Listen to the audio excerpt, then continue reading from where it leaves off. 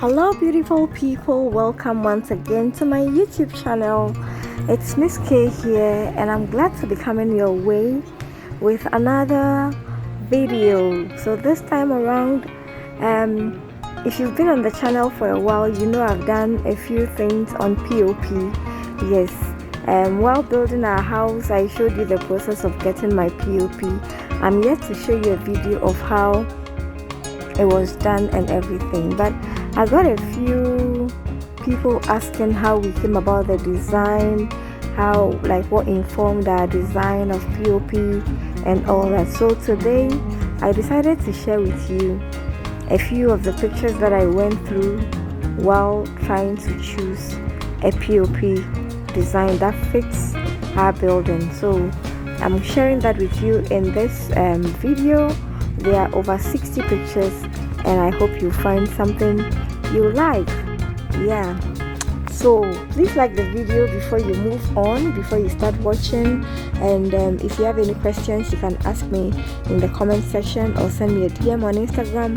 They are right there on the screen. If you are new to my channel, kindly do subscribe before you leave, okay? Don't leave without subscribing and joining this beautiful family that we're trying to build. And if you have any video ideas you want me to do, yeah, you can also share them in the comment section and I'm going to consider them. If I can do them, yes, why not? I'm going to come up with that. So let's get into the video. If you like any of the designs, just say yes in the comment section, okay? So definitely if you clicked on this video you will know what a POP is. Otherwise, for those who do not know, POP ceilings, or what we call plaster of Paris, yeah, that's the full name, ceilings that look glamorous and posh, you know, that is in vogue now. People are mostly using them for their homes once they want to finish it. Normally a common material is used like paint, and then there's this material called POP that is used to create false ceilings, gold trims, and then other accent decor. The material is a thick white satin powder, you know. I think it's made of semi-dehydrated gypsum, and so that is what is used for POP, and it makes your room look so good. Before you do it, there are a few things that normally will be good for you to consider. There are a few techniques to consider with the designer before you go into choosing your design and all that, and I'm going to share a few of the tips with you. The very first thing to keep in mind is to get the correct height difference from flooring to the ceiling level. You know, you should definitely, you are the one going to give the design to the designer, to whoever is going to do your POP, or they help you to choose, but you should consider the height of the floor that you are going to, or the room that you are going to put in the POP, and then you should also get the volume right. Also, depending on the size of the room, you should be able to select a design of the ceiling that will not make the room too bulky or too small, you know, because there are some designs that come all the way down, and then in the end, if the height of the room is not too tall, if I can use that, then it will make your room look a bit smaller. So you should be able to consider the size of your room, the volume and all that, and then also try to get the right color schemes. There are beautiful designs and there are beautiful colors that are coming up lately that you can choose from, but you should be able to consider what you are going to paint your room at the finishing stage, your design layout and all that before you choose your POP design. So for those who will be wondering why they would need to choose a POP probably over a normal ceiling like made of wood or maybe a plasterboard ceiling, you know, POP materials come with thermal insulation properties that help to keep your home cool. So I bet one of the reasons is that it traps the cold air within the room, and so it makes your room cool. And for those of us in warm areas like Ghana, or maybe warm countries like Ghana, it works well for us. And then another reason why somebody would want to choose POP is because it is durable, and then it can last long without any wear and tear. You can also mold them into different shapes, different designs. It makes your room very cozy and all that. Yeah, it's highly durable, and it can be sustained for years when it doesn't come into contact with things like water and all that leakages that it doesn't need. You can actually keep it for a very long time, and it's easy to maintain. I mean, you can just paint over it, maybe change the color, and you're good to go.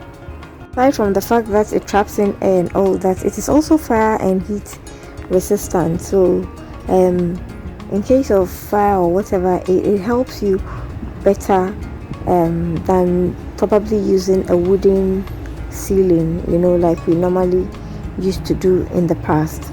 So I think those are some of the reasons why I would choose a POP over a wooden ceiling or maybe a plasterboard ceiling. That, however, doesn't mean that it doesn't have any disadvantages. You should be able to note a few things that your POP ceiling may not need or will not work well for your POP ceiling. It is not suitable for moist environments. So like I mentioned, you need to prevent it from a place, maybe a ceiling that is leaking. Otherwise the water gets soaked into it and it begins to look so nasty.